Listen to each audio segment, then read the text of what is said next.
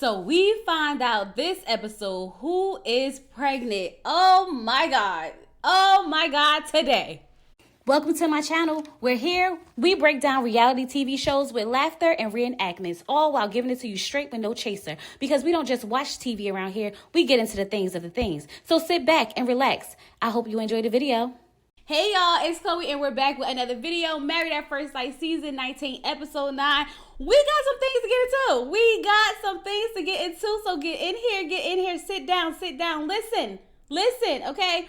If this is your first time here, sit back, relax, watch the video through. And if you like what you see and you like what you hear, go ahead and hit that subscribe button. If you've been here before, you like it here. You like it. I'm just letting you know you like it here because you've been here before and you're back. Okay, and I want you here, so go ahead and hit that subscribe button because what? We need to hit 15,000 subs by the end of the year. I want to. It's looking like maybe not, but I'm trying. So I need you to do your part. I put out the content, you subscribe, okay? If y'all one of my lovely members or subscribers, hey y'all, how y'all doing? Yes, I got the same shirt on because I'm recording back to back because I'm about to go out of town. So I'm trying to get these reviews done for y'all, okay? Anyway, let's go ahead and get into it. So, all the couples are playing with these sex toys that the experts had gave them. And this cast is very freaked out, okay? So we already know that everybody's been having sex, so I guess the toys is just a bonus, right? Now, Chad and Belinda are out drinking beers, and they're talking about their upbringings. It's a very natural conversation, very much comfortable. You can tell that they are starting to settle in very, very well, and I love this for them, okay? Even though I always said I'm not really sure about Belinda, I'm just starting to realize that she's just so soft-spoken and she's just so reserved. But in this conversation, you can really tell that she likes Chad, and them playing a game and just drinking a beer, it seems like the old married couple to me. It really does, okay? Chad also lets her know that he loves her and he never wants her to question that. After he said that, I'm sold on Chad and Belinda. I know I've said it before, but I am officially sold on Chad and Belinda, okay? I was a little skeptical about how she felt, but I'm all the way in at this point, all the way in. Now, Jaylen and Josh are meeting with Dr. Pia and Pastor Cal, okay? And I'm like, perfect, because we know that Josh got a little lying problem, okay? He's lying about things for no reason at all. And Jaylen needs to know if this is something that she can move past, all right? So Josh said to Dr. Pia and Pastor Cal that he had a panic response, that he unfollowed his ex, which turned out to be a lie. And he kind of broke her trust. So Jaylen explained how she's been cheated on in the past, okay? And how this is triggering, especially because it was unnecessary as hell. She's like, I didn't ask you to unfollow her. You said you was going to unfollow her. So to sit there and lie about something you said you was going to do is even more crazy. I totally agree, okay? So she's trying to decide if this is a red flag that she should be concerned about. I would say yes. Because if this is how you respond to something that holds no substance for real, imagine how you respond to other things. You know what I'm saying? But she also knows that this is a marriage and you are supposed to work through things. Now, do I think that this is something they could work through? Absolutely. But Josh just has to be honest. There was no reason for you to lie, sir. None at all, okay? Now, Dr. Pia said that this isn't dating. In dating, yes, you can go ahead, you see a red flag, you walk away. And I'm like, well, ain't that what decision day for? Isn't that what decision day for? So that when you see the red flag, you can say, nope, this ain't gonna work. Oh, okay. Okay. But she tells them that since they are married, now it's time to see if they can repair the trust and what repairing the trust looks like. So they ask Jaylen, do she think that she can forgive him? So she says yes, and Dr. Pia and Pastor Cal both agreed that they don't believe that she's telling the truth. They like, nah, we not quite buying that. You saying yeah, but I don't see that. Now she said that she's really frustrated because she feels like she's done the groundwork for him to be open with her and he wasn't. She feels like little lies like this turn into big lies. And now she's questioning all the other things that he said. She said that now she's questioning, is he just saying things to appease her? I'm starting to feel like that. Remember I told y'all that the way he just dropped the prenup out of nowhere was crazy to me. Like, all she said was, I don't want to be a stay-at-home mom. And he was like, okay, I dropped the prenup. The same way he volunteered to unfollow the girl when she didn't say you need to unfollow the girl, you got to unfollow the girl. He volunteered to do it and then lied about doing it. You know what I mean? Like, I don't know, Josh. I don't know. But nonetheless, she just wants to make sure that he's just not saying shit to say shit. Because that's what it started to look like. So while they're having this conversation, she finally tells this man that she doesn't want to go to these damn festivals that he wants to go to. Because now it's time for us to be honest with each other. It's time to stop sugarcoating stuff and making it seem like we this perfect couple, okay? It's time for him to be honest with how he really feels about everything, and for her to be honest about how she really feels about everything. She don't want to go to your freaking daggone concerts and all these festivals. She don't want to go to Burning Man. And I heard that if people get killed out there, why would you even want to take your wife there? I'm sitting here like, why is it such a big deal that she doesn't want to go to the festivals? Josh can still go to the festivals on his own. Come to find out, she don't even want him to go to the festivals on his own. And now I'm sitting here like, hold on. See, the compromise is you can still go to the festivals with your friends when they come around, okay? Because I don't want to go. And then we can do things together as well. I don't know why she don't want him to go at all. They really made this whole thing bigger than what it needs to be, okay? But for her, she feels like if the festivals mean that much to him, then he needs to go find somebody who wants to do that type of stuff with him. And he said, I don't want to be with someone just because we like to go to festivals. He tells her, I want to be with you. I want to do things with you. He's telling her, I don't want my relationship to be built on, oh, we go to festivals together. So the experts told them that they need to find something that they can do together.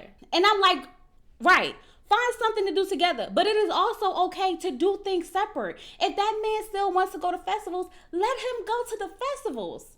I don't understand why this was never an option.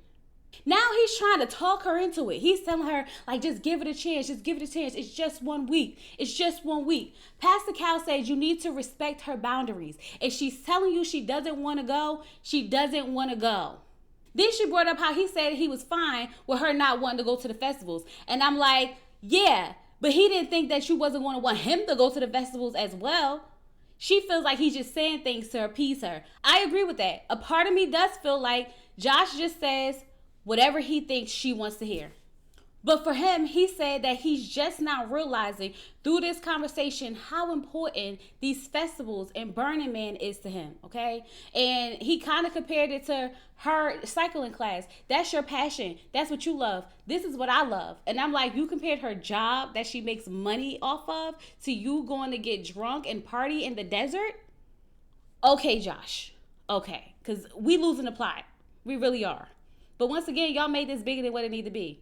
Y'all both do y'all own thing, whether that's him in the festivals, you in the cycling, and then y'all find something y'all could do together. I don't understand why this was never an option. But anyway, let's move on. So Derek and Megan are doing a cold plunge, and Megan said this is to help them get comfortable being uncomfortable. She's working on that, okay? It's a competition between these two. He was in there for 2.5 minutes. She was in there for 4.5 minutes, okay? She had to show him that she could do this. But then Derek said something that I thought was really sweet. He said that watching her in a cold bath, he realizing how much he likes her and how much he respects her and values her. He said that he's all in on her. And I'm like, I knew he liked crazy. When he said he was looking forward to meeting her mom again, I knew he liked crazy. I don't care what Derek say. He love it there. He love her and all her shenanigans. He really do. He really do, okay? So now we cut back over to Josh and Jaylen, and Josh is getting mad, okay? He's getting mad because he feels like she's being defensive. And I'm just going to let you know that she was not being defensive. She wasn't. She's basically telling that man that if this is what you want, I don't want that, and you could go ahead and live your happy life, okay?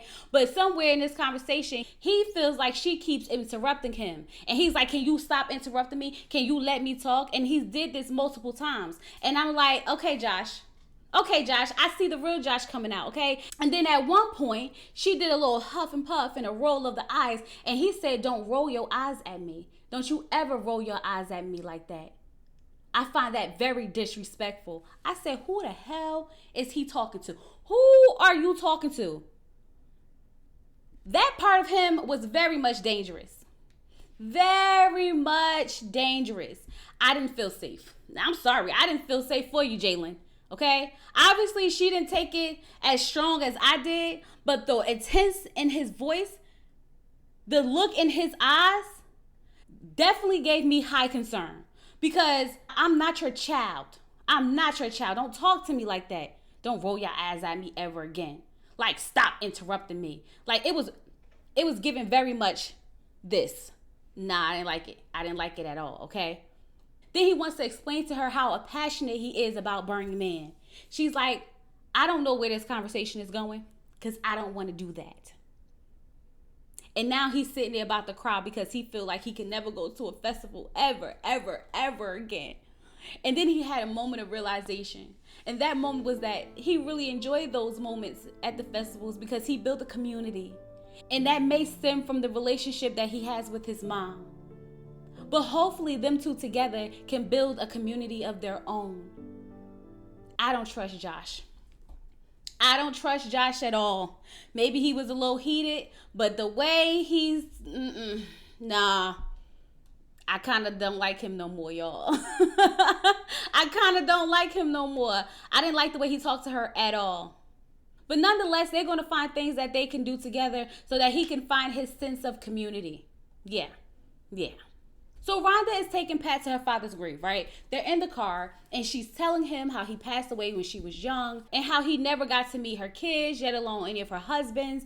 And Pat is trying to drive and listen to her and follow directions. He has a lot going on, okay? And she was saying something that she would do in her childhood. And he was like, oh yeah, well, we used to do something like that. Y'all already know that Pat can't bring up anything similar to what she is talking about in the conversation that she brings up, because then she gets all in her feelings. God forbid the man have an experience similar to yours. My God, today, okay? So she says she's starting to feel like he's not serious about her because everything she says, he makes about him. He's trying to relate.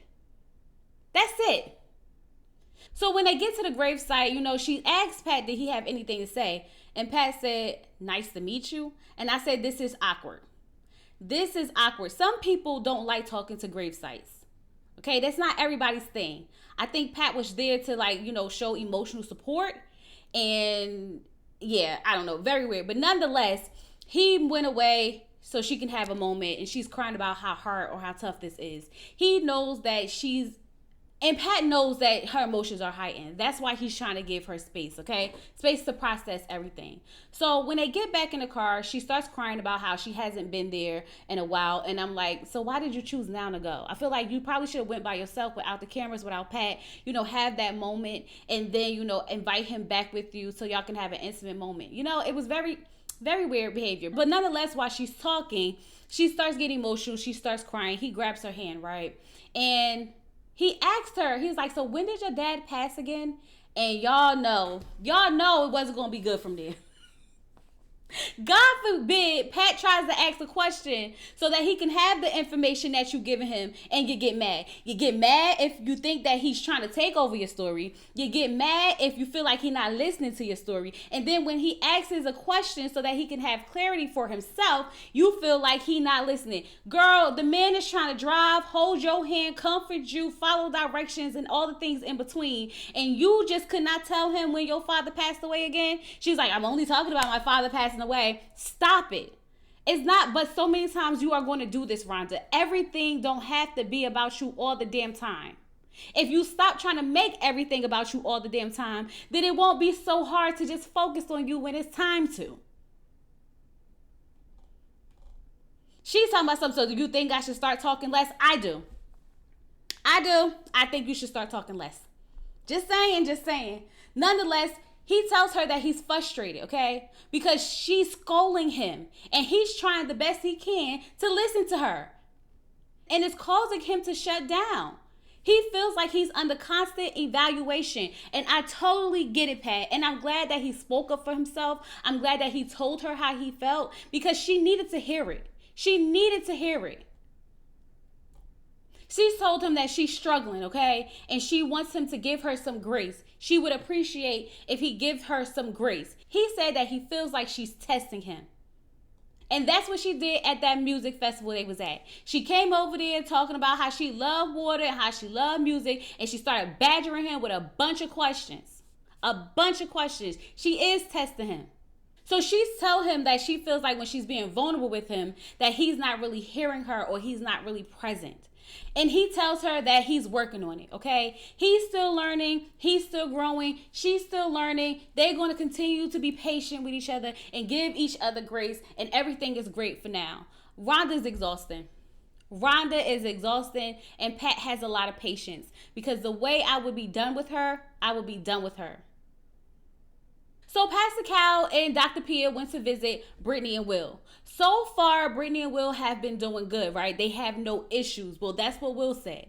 Now, Britney says she don't know. She don't know because she's not 100% on where they stand, okay? He's like, what do you mean? What do you mean? We had this conversation all the time. You ask me almost every other day, am I going to say yes on decision day? And she said, and what do you say? You don't even really answer. He said that if today was decision day, I would say yeah, but I don't know how I would feel in a couple of more weeks or a couple more days.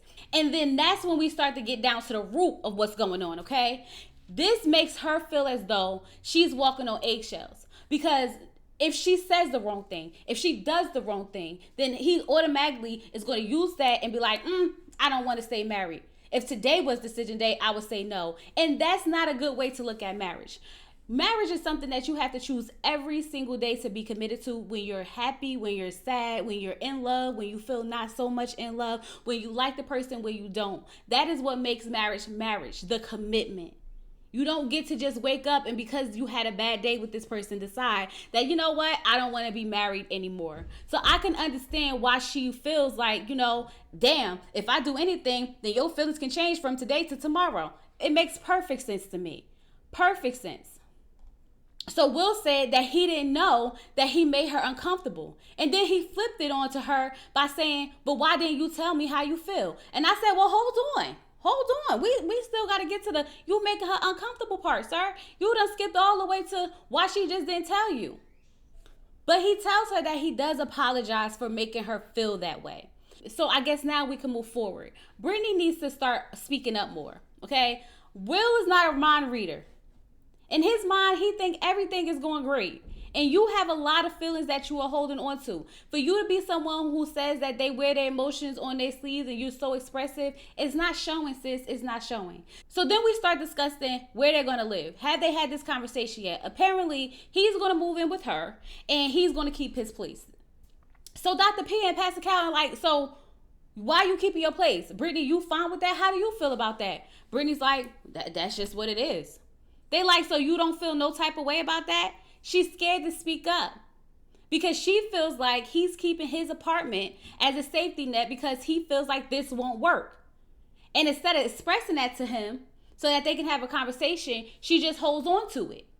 So then he went in to explain that he's keeping his place, one, because he just signed the lease over. Two, because it's closer to the airport and he travels for work. And it's closer to downtown, so they can stay at his place and they can go to all the places and things of that. And this is what I mean by I feel like sometimes Britney and Will just get lost in translation when it comes to communication. Will is just very straightforward, okay? He just says something and assume that you just understand where he coming from. Will is one of those people who just says something and you need the explanation in order for it to make sense. Because if you don't, you would take his words literally. And that's why she felt like he wasn't sure about her. The whole time, he had multiple reasons why he wanted to keep his place. So he apologized to her for making her feel that way because he didn't know she felt that way. And he told her, I need you to tell me how you feel in the moment so I can fix it. I think they both need a better job of explaining and communicating. I think when Will says things that he might need to go a little bit deeper than a regular yes or no type of answer. He really needs to go into reasoning why sometimes. And she needs to speak up for herself. If she's feeling a way about the answer, ask him a follow-up question so that we can get down to the bottom of this. Communication is these two's biggest obstacle to me, okay? Britney is realizing that she is still guarded. Britney is starting to get emotional because she's realizing that she's guarded. She's not as expressive as she thinks she is, okay? She's not, just showing all her emotions the way she feels she is. She's realizing that she's holding a lot back and she's very much guarded. And while she's tearing up, he pulls her close and he holds her tight. And I just said, that is how he shows love. I feel like Will may not be a man of many words, but he is very much affectionate with her, and I think that's his way of showing her I care for you, or his way of saying I care for you without necessarily saying it. You know what I mean? And Dr. Pia and Pastor Cal ate it up, and so did I, baby. So did I. I want them to work so bad. They have so much potential. It's just the little things. Communication. If they can figure out how to communicate with each other, this could work. I promise you it could, okay? So now Pastor Cal and Dr. Pia went to go visit Megan and Derek. And Derek, that's your dog now, sir. That's your dog now, sir. I'm glad that he finally came around to the dog. He's taking the dog for walks. Megan and Derek seem to be settling in pretty well, okay? They are learning each other and they're working on correcting it, okay? He's fixing his approach to her. She's working on her approach to him because she's more aggressive and he's more passive. So they're really starting to learn each other and learn how to communicate with each other, okay? So then we find out that Derek told Megan that he loves her. And ever since he told her he loved her, there has been a shift in their relationship. He said that they were in the bed and he just felt it. And he felt like that was the right time to say it, so he said it. And now Megan feels reassured in her relationship because she knows that he loves her as well. Megan and Derek have really overcame a lot of things, learned each other, and fell in love. I'm not mad at it. Because I honestly counted them out. Since the honeymoon, I have counted Derek and Megan out. But like I told y'all, he likes crazy, she's crazy. And it works for him. He loves it there. So good for him. Good for him.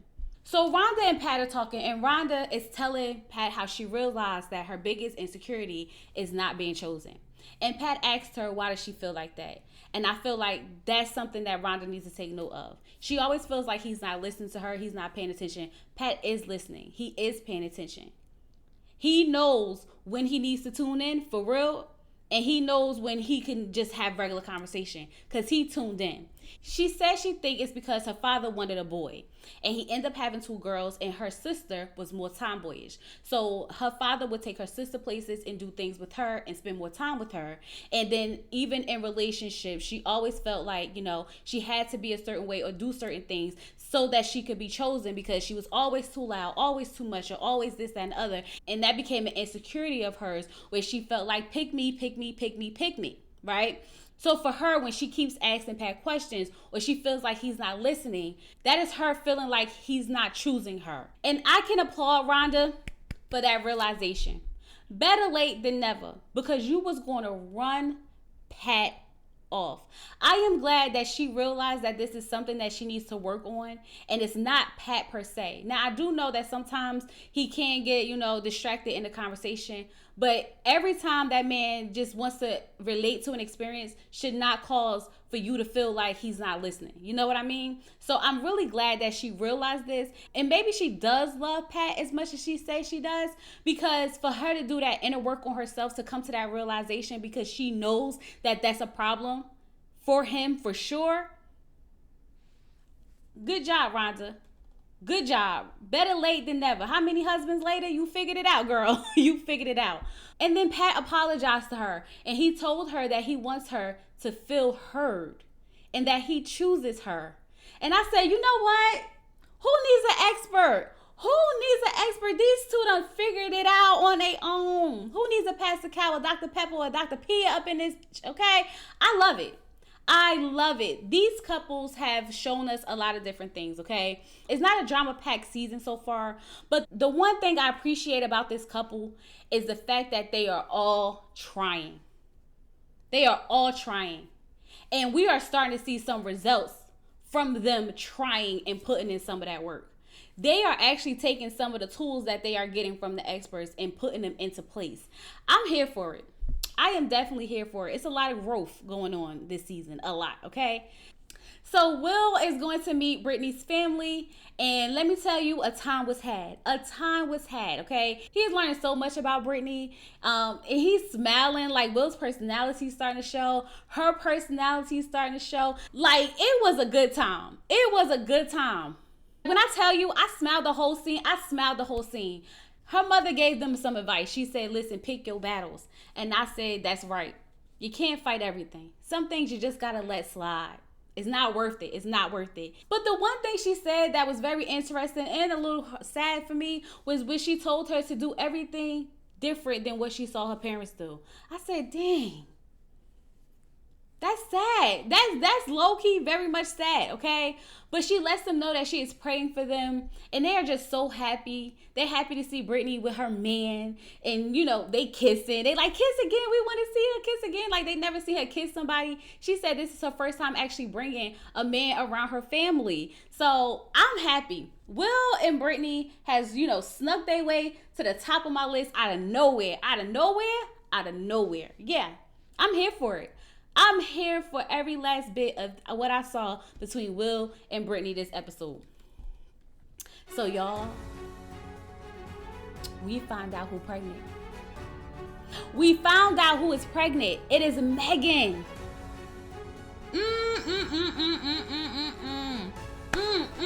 Derek. Now y'all know Derek is extremely happy. Megan doesn't look as excited, okay? She said that they wasn't even trying. I said, well, if you were having unprotected sex, were you not trying? Because usually, that's what happens when you have unprotected sex. I'm just saying, okay? But yeah, I don't know how I feel about this. But Derek loves the crazy. And he wants a family. I think Derek wants a family more than he wants Megan. And so if she's going to have the family, then he's going to stick it out with her. That's kind of what I'm picking up on. I don't know. But he did say he loved her this episode. And they in love. And now they having a family. This is wild. This is the first time in Married at First Sight history that we have a couple who turns out to be pregnant before decision day. Like, y'all got to say yes now, right? You could say no, but you should say yes. Like, this would be crazy if you say no. At least wait till you get off the show and see if y'all can make it work outside in the real world. For real. Just say yes at decision day at this point because y'all really don't have a choice. You know what I mean? Anyway, y'all, that was Married at First Sight, episode 9. My God. Megan is pregnant. Crazy work. Y'all get in the comments. Let me know how y'all feel about everything. Do y'all see the hope that I see in Will and Britney? How do y'all feel about Megan actually being pregnant for real? Like, that's crazy work. Anyway, don't forget to like this video, hype this video up, and subscribe to the channel. And with all that being said, I'll talk to you guys later. Peace.